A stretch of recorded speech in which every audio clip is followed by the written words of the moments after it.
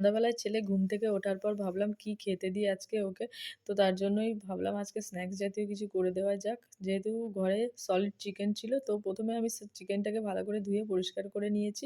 আর চিকেনটাকে আমি সেদ্ধ করে নেব। জানি না কেমন হবে, ১ম বার যেহেতু বানাচ্ছি। তো যাই হোক চলো যেমন হয় তেমনই খাওয়াবো।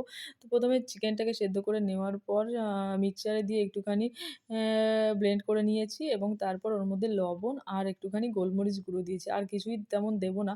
যেহেতু ১ম বার খাওয়াবো তাতে যদি ওর পেটে কোনো রকম অসুবিধা হয় আর তার জন্যই কিন্তু আমি এটাকে সেদ্ধ করে নিয়েছিলাম। তো তারপর আমি আমি একটু ওটাকে গোল্লা পাকিয়ে একটু হাতের সাহায্যে চেপে, চেপে ওটাকে একটু একটা শেপ দেওয়ার চেষ্টা করলাম। দেখো রাউন্ড শেপ করেছি আর পাঁচটা হয়েছিল। তো তারপর একটা ফ্রাইং প্যানের মধ্যে একটু তেল ব্রাশ করে দিয়েছি। ব্রাশ করে দেওয়ার পর ওই চিকেনের রাউন্ড গুলো দিয়ে একটুখানি এপিঠ-ওপিঠ করে ভালো করে ভেজে নিয়েছি। ভেজে নেওয়ার পর ছেলের সামনে দিলাম। আর ছেলে ভীষণই খুশি হয়ে গেছিল এটা দেখে।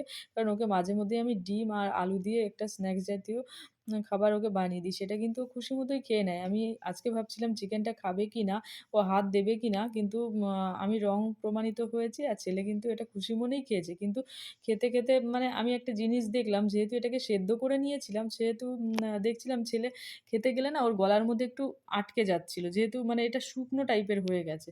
তো ১ম বার যেহেতু করলাম ভুল ত্রুটি